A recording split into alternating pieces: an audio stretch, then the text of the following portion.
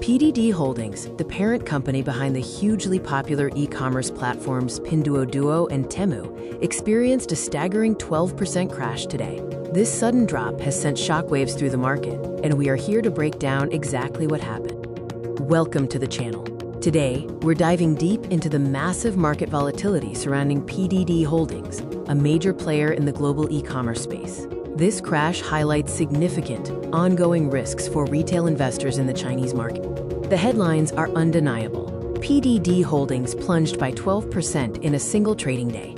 This rapid loss wiped out billions in market capitalization, reminding investors of the inherent risks in high-growth technology stocks, especially those rooted in China. PDD Holdings is the powerhouse behind Pinduoduo, a major e-commerce platform in China, and its breakout global arm, Temu. For many, Temu has become synonymous with hyper-cheap goods and aggressive marketing, making PDD a darling among investors until recently. The core reason for this dramatic downturn is simple yet critical. PDD Holdings missed key earnings estimates. When a high-growth company fails to meet Wall Street's projections, the reaction can be brutal, and today was a clear example of that. Let's dive into the specifics of the earnings report that triggered this massive sell-off.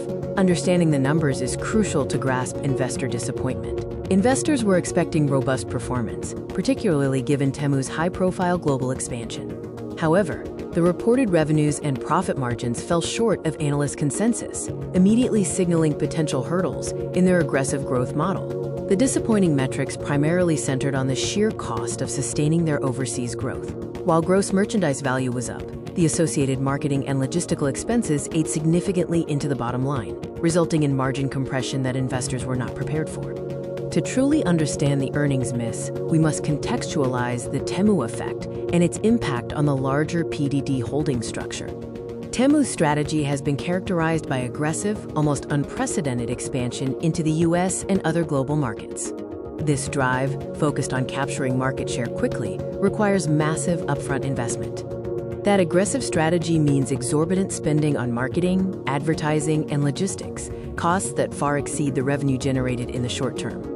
This is the core trade-off PDD is making, prioritizing market dominance over immediate profitability, and investors reacted poorly to the financial results of that strategy.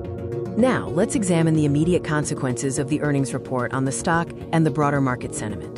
The 12% plunge was a direct manifestation of investor panic. Millions of shares were sold as the market absorbed the news, translating to significant market cap losses and creating an atmosphere of fear. This single event has dampened broader sentiment towards all Chinese tech stocks listed in the US. It reminds investors that even the highest flying companies are susceptible to risks and scrutiny, putting pressure on peers like Alibaba and JD.com. PDD's crash is more than just an earnings miss. It's a stark reminder of the unique and heightened risks inherent in the Chinese e-commerce sector. The Chinese government maintains significant regulatory oversight over its tech giants, which can lead to unpredictable policy changes impacting profitability. Furthermore, the domestic e-commerce landscape remains fiercely competitive, demanding constant, expensive innovation and market maneuvers. Geopolitical tensions also cast a long shadow. The threat of delisting US-listed Chinese ADRs, driven by audit and data concerns, coupled with escalating global trade friction, adds an almost unquantifiable layer of risk for investors in these stocks. So what should retail investors do now? Let's look at the path forward for PDD and how to approach these volatile stocks. PDD's future hinges on whether Temu can successfully transition from its high-cost customer acquisition phase to sustainable, profitable growth. Investors need to scrutinize future reports for signs of improving unit economics and controlled marketing spend to justify current valuations.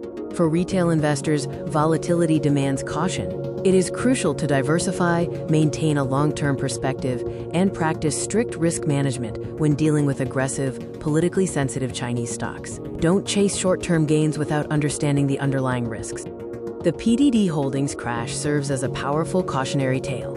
High growth potential always comes with high risk. Investors must weigh aggressive expansion against geopolitical and regulatory volatility when betting on the Chinese e-commerce market.